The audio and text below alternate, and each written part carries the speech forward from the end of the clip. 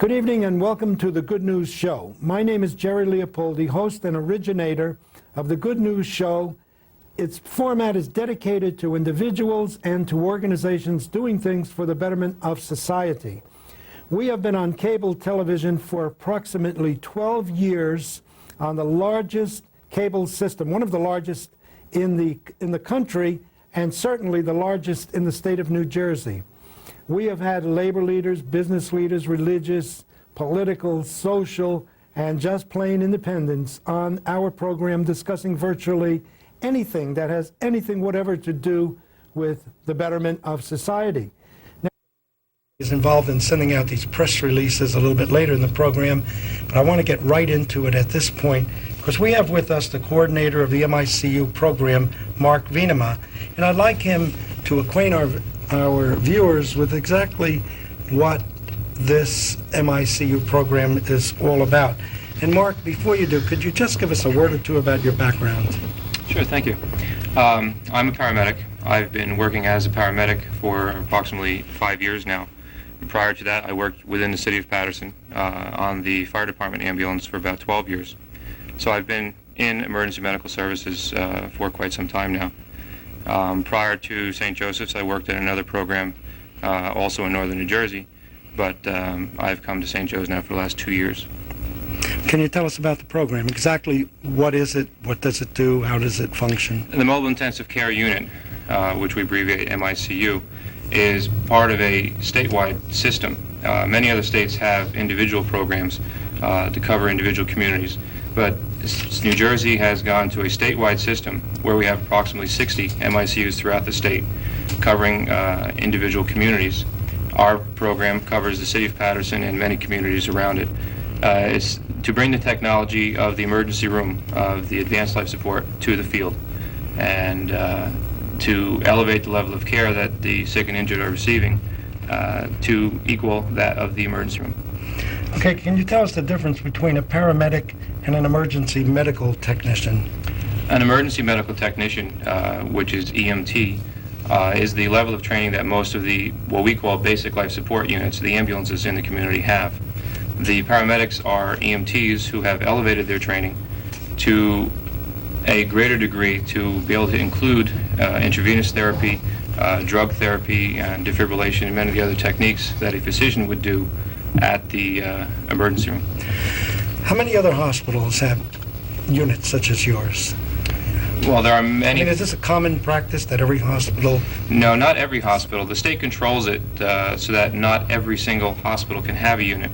Hospitals that have a population base and a potential call volume to justify a mobile intensive care unit will be given permission by the state to have a unit.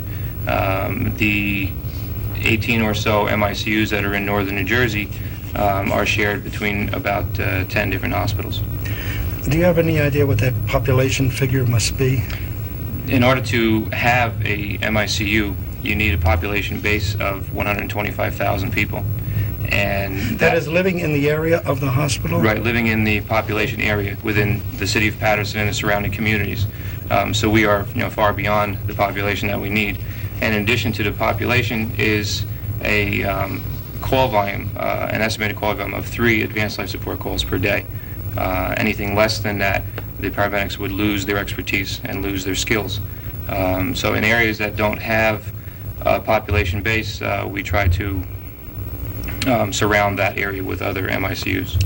Is your average 3 or above? Oh, within our unit we have just about 6 calls per day. That's 6 patients that we treat per day. We respond anywhere to 15 to 25 calls per day. Can you give any examples, Mark, of some life-saving services that you have in fact performed? Yeah, we have a number of different types of calls. Many people picture us as purely handling heart attacks. But we respond to motor vehicle accidents, we respond to traumas such as shootings and stabbings, and we've had a number of calls. We've had cardiac arrests where the patient's heart has actually stopped. We had an incident just about 2 years ago with a gentleman in the line at the bank. His heart stopped, we arrived at the scene, and he was in a great deal of distress, near death, and he was treated at the scene, brought to the hospital, and discharged from the hospital approximately 7 weeks later. Excuse me. Any other examples? I'm the one with the sore throat. We've had a number of serious accidents, some in the last just few days, where we had a motor vehicle accident where one individual in the car was killed. However, the 3 other people in the car were trapped. 2 of the paramedics climbed into the vehicle to stabilize the patients, while the fire department and rescue units cut the car away so we could get the patients out. And those other patients were treated and are all in intensive care units right now, but are doing very well and will survive. Have you ever had an injury to a paramedic in the course of his service? Yes, we have, on occasion, just from the area that we work in. Sometimes, minor cuts and bruises from carrying people or from working in cars with broken glass. We have had a few minor incidences where they have been injured because of a violent patient and whatnot. But for the most part, we're a well-respected department by the community, and we seem to be protected by them more than bothered by them. Okay, one last question. How should a person respond in an emergency situation? First of all, learn not to panic, which is the easiest thing to do. But everyone should have a preconceived concept of what they are going to do in emergency. Just as fire departments recommend people to practice fire drills in their home, they should have the number handy of what number to call, what phone number, and where the telephone is. They should know the phone number of their local emergency system. Some areas have a 911 system, others don't.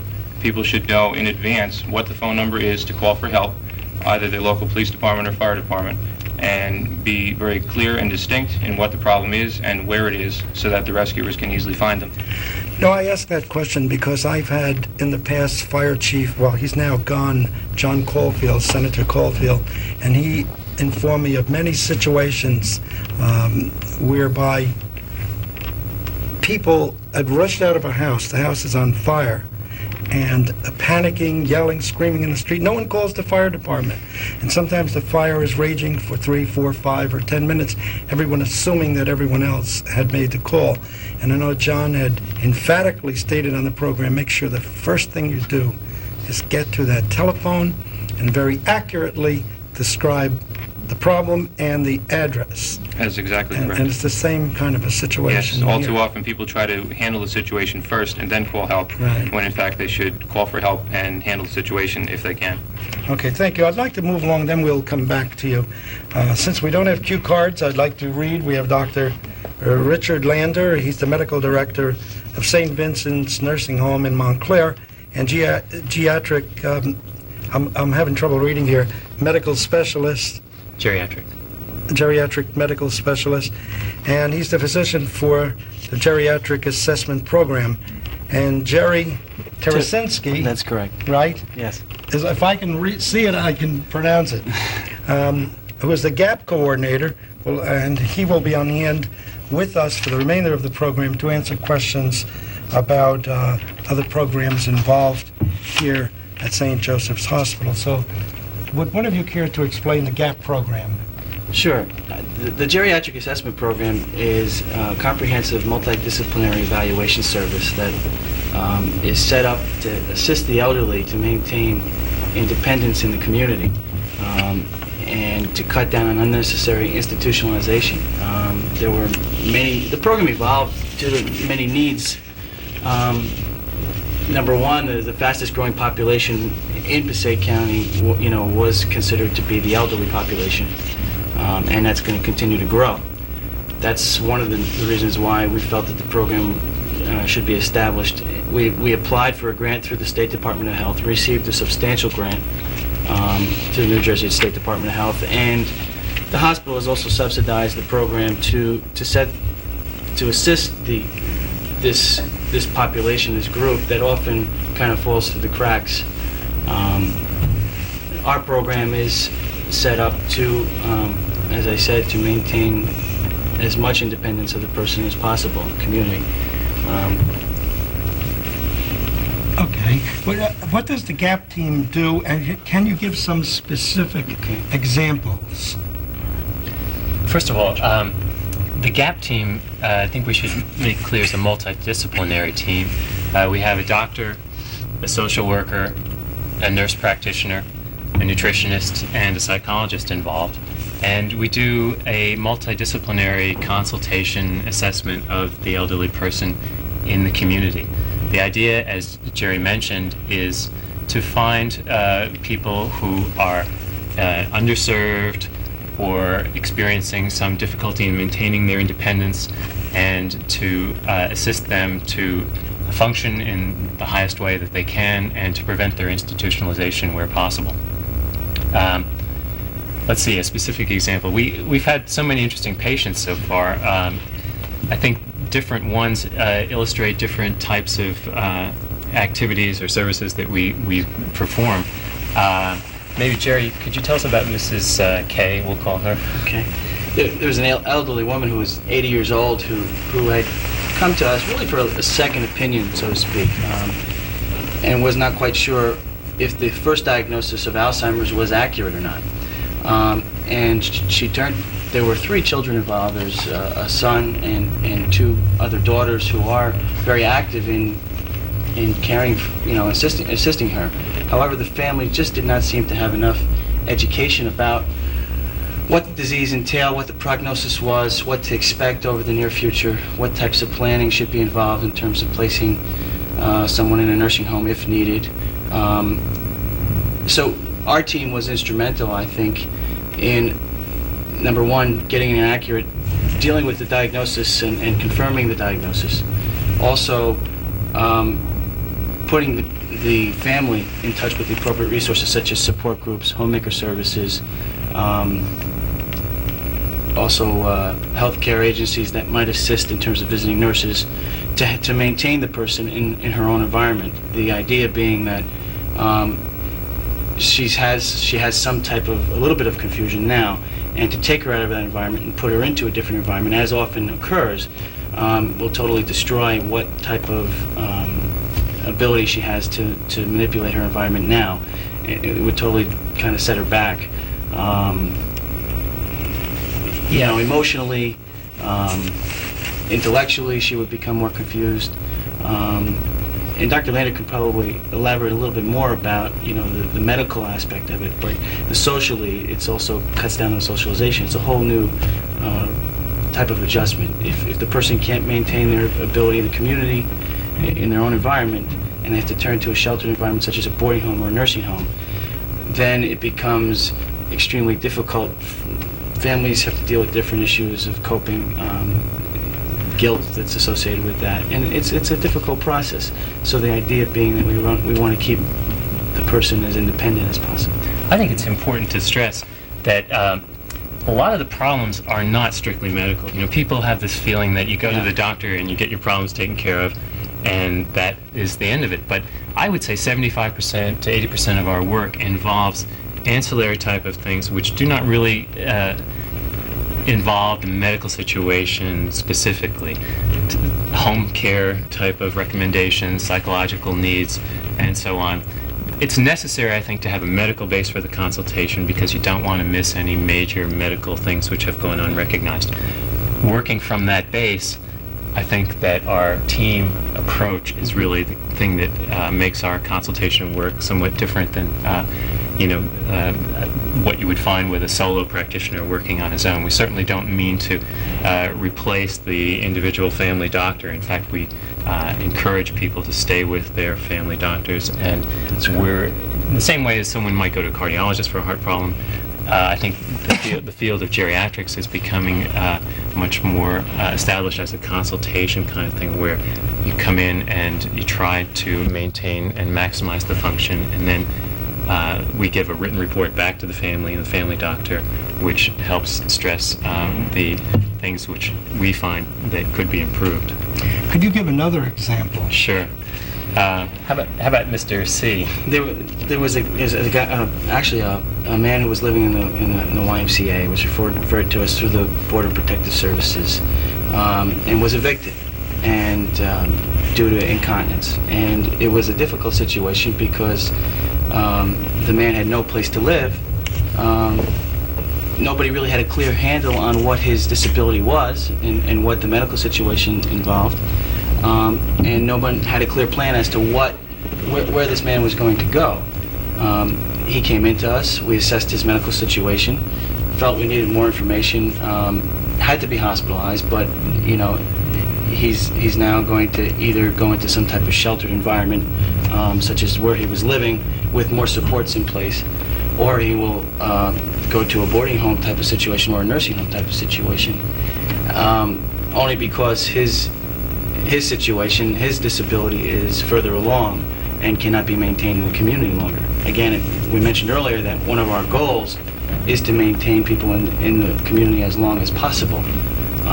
But when someone is not capable of doing that, and it's just totally clear that more care is needed on a 24-hour basis, we have to also, provide an accurate opinion as to what we feel would be most helpful to that person and to the family. He's an example of someone who was really medically unreached and hadn't had any contact with the medical system. There's certainly people out there in northern New Jersey who are in that situation. But I think more commonly we try to consolidate care. Do we have time for another example? Sure, go I'll tell ahead. you. Mrs. K? Yeah, I like examples because Sure. they, Mrs. K is someone who I think a lot of the viewers may be able to identify with or know similar situations. She had seen a number of specialists, and she had a pulmonary doctor, neurologist, psychiatrist, and so on. She had many different doctors, and when we asked the family to bring out the medications that she was taking, we always ask people to bring in the medicines. In fact, that's a good idea. Whenever you go to the doctor, bring your medicines with you, especially if you haven't seen the doctor before. She brings out this whole garbage you bag. go to a different you know. doctor. Sure. That's correct. Because just to say, well, the little pink pill or the little yellow pill or whatever, people think the doctors know immediately what the little yellow pill is, but there must be, 10,000 little yellow pills. Anyway, she brought a garbage bag full of, really, literally a garbage bag full of medication. She had everything going back to 1949 that she'd ever had been prescribed. So we spent some time sorting it all out, and we ended up finding that she was taking about maybe 12 different medicines. And the lady was just sitting there in the chair staring at us, and you'd ask her a question and she'd just stare at you. She was like totally catatonic from the medication she was taking. So what we did is we cut back on everything to about at least half the dose. We took away some of the medicines which seemed to be redundant, Were these physicians. medications from different physicians? Sure. But the right hand didn't know what the left hand was doing, so you had a lot of... Well, shouldn't a doctor ask a person what type of medication they're on or have been on? That's true. Ideally that's the case, that the doctor consolidates, and I think that's one of the functions that we did, was to consolidate everything that was going on, and then we referred her to a general family physician type of person who could consolidate all those things, because oftentimes a specialist, in their defense, they get asked questions. So you'll come into the cardiologist and you'll say, "Oh, by the way, doc, I've been kind of anxious lately," and he'll recommend some type of anti-anxiety agent, and then you go to the next doctor, and things tend to build up, and this becomes a real problem over time. So I would see a real function of our program as a consolidation and a referral source. How many I'm sorry, go ahead. See, we not only look at the biomedical function, but we look at the social, the psychological areas, the functional, how the person's doing in their home. We send out a nurse practitioner into the home to assess the safety and how the person's doing. We also look at the legal, economic, not so much we don't give legal advice because that's up to a lawyer, but we can put people, a lot of times the elderly have a lot of questions about what to do. What do I do? I mean, I've got $30,000, I don't know what to do. How much does a nursing home cost? What the cost of health care is so expensive? What are the insurances, Medicare, Medicaid? We kind of help cut through all the maze and look at each area and really come up with problem areas that we feel are limiting their functioning, and try and get to the root of the problem, come up with a recommendation, and put them in touch with the right resource to help them to alleviate that problem, to get rid of the problem. Oftentimes, families patients can do that if they have the family support and if they have other people who are willing to help in their daily care. 3/4 of the elderly are being cared for in the community by their children, and that's just a fact. And it's extremely important that our program and a program like ours be in existence, because it takes the place of people that have to be hospitalized and have to go into nursing homes. And we can help just as well. You know, Let me just clarify. It's not 3/4 of all the elderly people, but 3/4 of the debilitated elderly. That's what I meant. Are cared for by rather than being institutionalized. Yeah, because it was 3/4. I was stunned at that remark, Jerry. I wish that were the situation where people could take care of their elderly at home. I think that's one of the big criticisms in our country about the elderly not being treated the way they should be. And it's just marvelous that St. Joseph's has a program of this nature. Question, how many other hospitals are doing similar work? There's only about, there are various different programs and hospitals throughout the state that did receive a grant through the Department of Health. There's about I'd say about 7, maybe 6 or 7, but they're varied throughout the state. The closest one is through 2 or 3 counties away. So we really serve the Passaic County, the Bergen County area, also the Hudson County area if needed. And we're not just limited to Passaic County. No, but my point is, this isn't a common practice. This is a relatively new concept. Well, that's what I'm saying. Right. When Terry Sededicato and I spoke on the telephone after receiving these constant releases from her department and her supervisor's department, I was just amazed. When I say her supervisor, I don't know her supervisor's name, but I know Terry. I thought she was the director. She said, "No, I'm not. I work for someone," and as you know, this is a very low-budgeted show.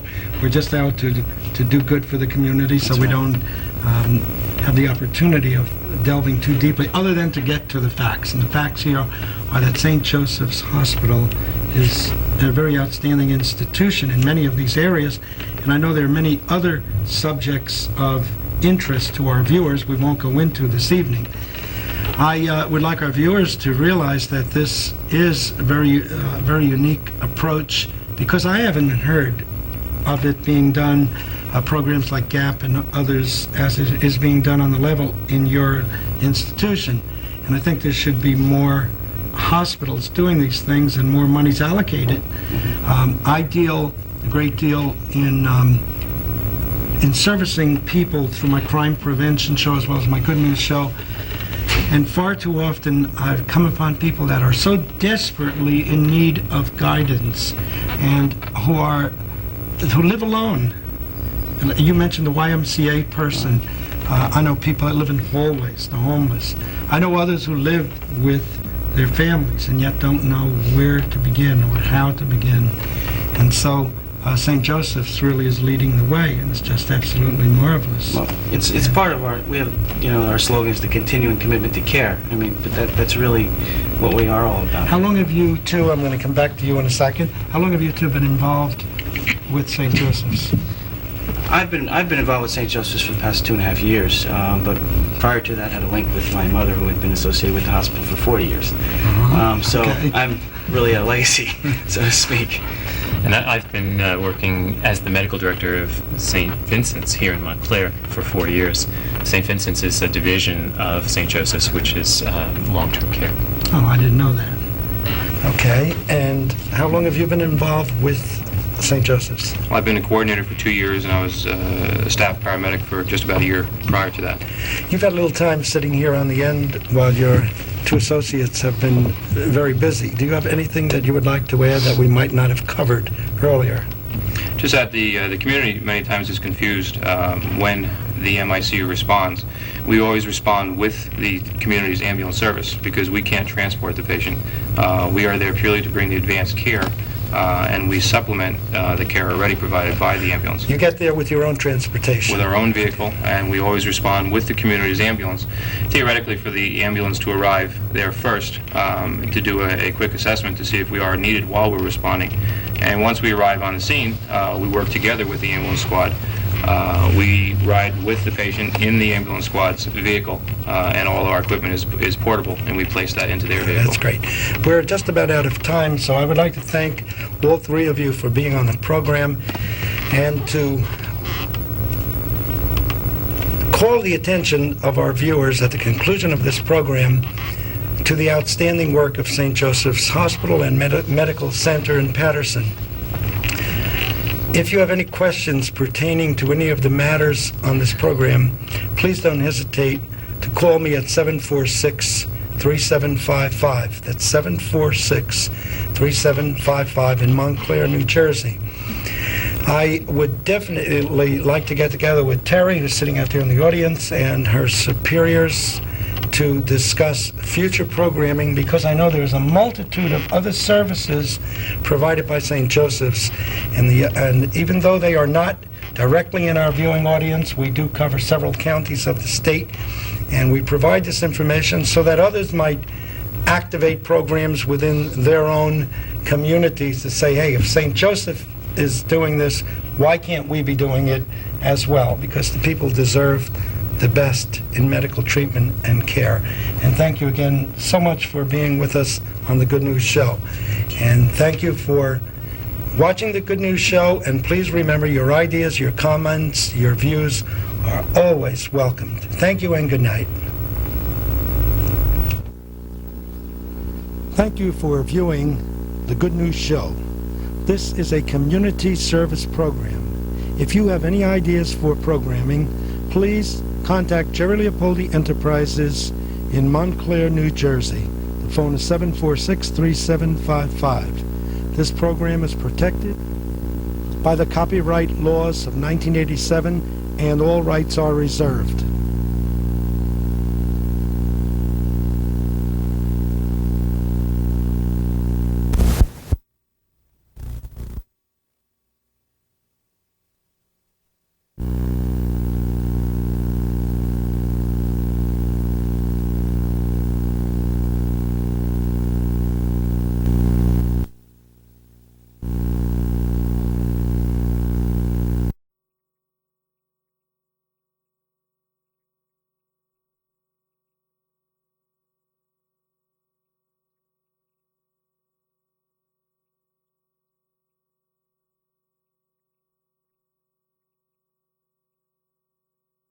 Many times is confused when the MICU responds. We always respond with the community's ambulance service because we can't transport the patient. We are there purely to bring the advanced care, and we supplement the care already provided by the ambulance. You get there with your own transportation. With our own vehicle, and we always respond with the community's ambulance, theoretically for the ambulance to arrive there first to do a quick assessment to see if we are needed while we're responding. And once we arrive on the scene, we work together with the ambulance squad. We ride with the patient in the ambulance squad's vehicle, and all of our equipment is portable, and we place that into their vehicle. That's great. We're just about out of time, so I would like to thank all three of you for being on the program, and to call the attention of our viewers at the conclusion of this program to the outstanding work of St. Joseph's Hospital and Medical Center in Patterson. If you have any questions pertaining to any of the matters on this program, please don't hesitate to call me at 746-3755. That's 746-3755 in Montclair, New Jersey. I would definitely like to get together with Terry, who's sitting out there in the audience, and her superiors to discuss future programming, because I know there's a multitude of other services provided by St. Joseph's, and even though they are not directly in our viewing audience, we do cover several counties of the state, and we provide this information so that others might activate programs within their own communities to say, hey, if St. Joseph is doing this, why can't we be doing it as well? Because the people deserve the best in medical treatment and care. And thank you again so much for being with us on the Good News Show. And thank you for watching the Good News Show, and please remember your ideas, your comments, your views are always welcomed. Thank you and good night. Thank you for viewing the Good News Show. This is a community service program. If you have any ideas for programming, please contact Jerry Leapoldi Enterprises in Montclair, New Jersey. The phone is 746-3755. This program is protected by the copyright laws of 1987, and all rights are reserved.